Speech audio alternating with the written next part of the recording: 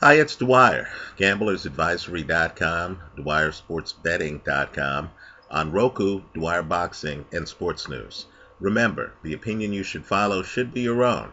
Just consider this video to be a second opinion from a complete stranger online. Let's talk about the NFL. Today is August the 26th, 2015. Keep that in mind, as some of the information I'm providing here is time sensitive. Things do change. Players do get cut and join teams. Situations do get remedied. Right now, a lot of people are planning for their fantasy football drafts this weekend and next weekend. Just know that Jordy Nelson is gone for the season. He's not coming back. Now, if you're someone looking for a young player who might have a great opportunity, take a look at Davante Adams, the wide receiver for the Green Bay Packers, who will be getting a lot of Jordy Nelson's touches. Understand, his quarterback, Aaron Rodgers, is widely viewed as one of the three best quarterbacks in the entire National Football League. Right? Davante Adams' potential has now just increased for the season. Also, Eddie Lacy, the running back, right? There is a possibility that his workload increases because Jordy Nelson is gone, right? Also, keep in mind, Aaron Rodgers right now has fewer options than he did before Jordy Nelson's injury. If you're on the fence about whether to pick Aaron Rodgers, right, if you're looking at other fantasy people like Andrew Luck, just know that Aaron Rodgers has just lost arguably his top wide receiver. Let's shift gears. This is to the gambling crowd, right? The 9.5 on the Cowboys to me is way too high on the over-under wins, right, in Vegas, right? I've personally put a bet under the 9.5 on the Cowboys. Well, now you have a starting cornerback, Orlando Scandrick, who will be out for the year. Let me point out, ACL injuries at cornerback often are fatal to an athlete's career, right? Scandrick had both ACL and MCL injuries. Let's just say he's not coming back anytime soon. You need to pay close attention to him to see if he's even able to come back for the first part of next season, right? So, to me, the injury to the starting cornerback in Dallas is another reason why, in my opinion, the Cowboys should go under 9.5 wins. Understand, too, as you look at the Philadelphia Eagles look good in this preseason, right? As you look at the possibility of Tim Tebow making the team, which would help with two-point conversions, right? As you look at Mark Sanchez's numbers from their last preseason game, and as you realize that Sam Bradford is back. He survived the Terrell Suggs hit on his knee. He's still ready for the season.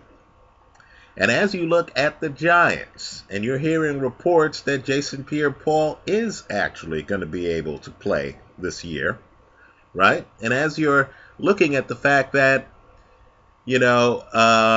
Odell Beckham Jr. and Victor Cruz are both healthy, right? Eli Manning is in a contract year. You realize that that division is very competitive. It's going to be tough for the Cowboys to get to 10 wins.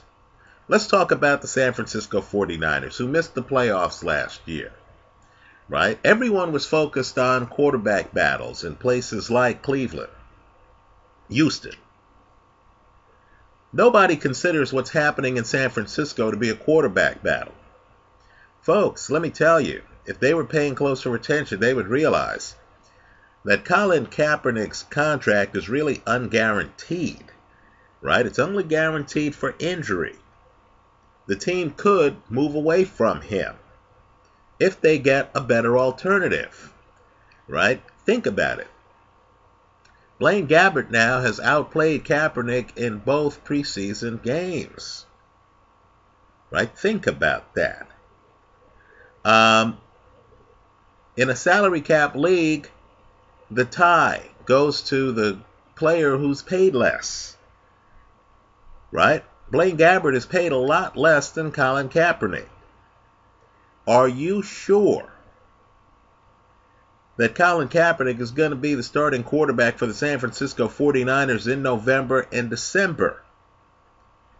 Right? Before you pick him in a fantasy draft, just understand the level of skepticism out there on him. The under number in Vegas for wins for the 49ers is 6.5. Right? Think about it. Just 2 years ago, Jim Harbaugh, who's now coaching Michigan, had this team in the NFC Championship game. Finally, the U.S. Open. As expected, the 1 seed is Serena Williams.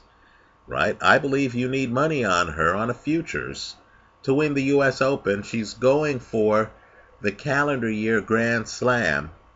She is dominant at the U.S. Open. She is the defending champion. She wouldn't have to face Halep, or who, by the way, she just beat, or Sharapova until the finals. Right? Serena just won the Cincinnati Open. She's healthy. Right? Any concerns about her elbow should be pushed to the background, given her recent win. I believe you're getting compelling value, taking Serena Williams on a futures to win the U.S. Open, especially since we haven't had a calendar year Grand Slam since the 1980s, right? With Steffi Graf. As dominant a career as Serena Williams has had, this would be the icing on the cake. This is the kind of thing that is going to have her fully motivated, right? She has a power game. The U.S. Open is on a hard court, right? Not clay like the French Open, not grass like Wimbledon, right? Serena has been on a roll. I like Serena Williams on a futures play to win the U.S. Open. She's going to have to win several matches. Who is going to come close to her? Right? I think Serena Williams offers compelling value at the U.S. Open. That's how I see it. Let me hear from you. I hope you leave your comments in the comment section to this video. Good luck. I hope you cash all your tickets.